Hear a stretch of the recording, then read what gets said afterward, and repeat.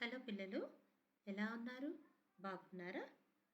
ఈరోజు మనం ఏది గొప్ప దానం అనే పాఠాన్ని నేర్చుకుందాం. కురుక్షేత్ర యుద్ధంలో ఎంతోమంది మరణించారు. దానికి పరిహారంగా ధర్మరాజు ఒక యాగం చేశాడు.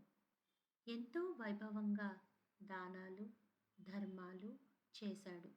అందరూ ఆయనను దానగులను పొగుడుతున్నారు.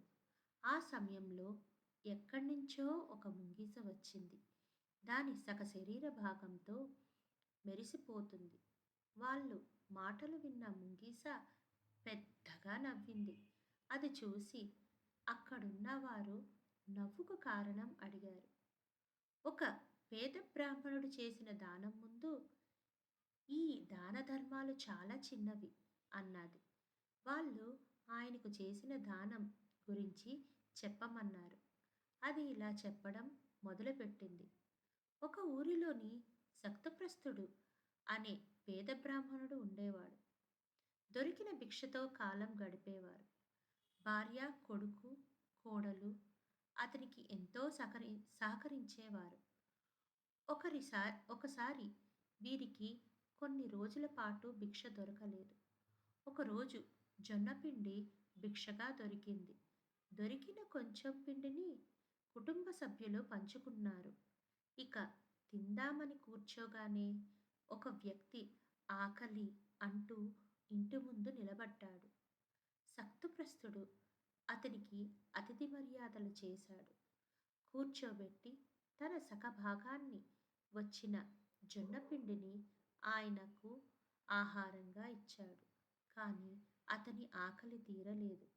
మిగతా కుటుంబ సభ్యులు ఒకరి తర్వాత ఒకరు తమ వంతు ఆహారం అతనికి ఇచ్చారు. ఆ ఆహారాన్ని తిని అతడు కడుపు నిండింది అన్నాడు. అతడు సక్తుప్రస్థుడి దానాన్ని ఎంతో మెచ్చుకున్నాడు. ఇలా సక్తుప్రస్థుడి గురించి చెప్పడం ముగిసింది ముంగీస.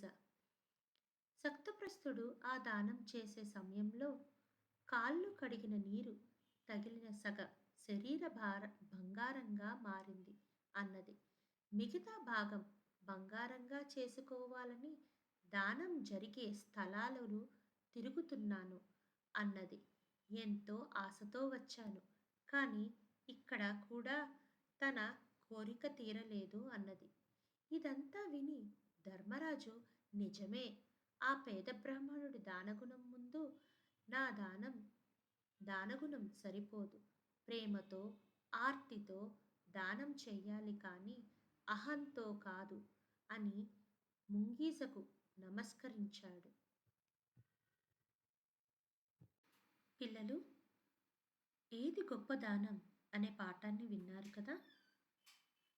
మీ దృష్టిలో ఏది గొప్ప దానం అని ఈ పాఠాన్ని విని మాకు చెప్తారా?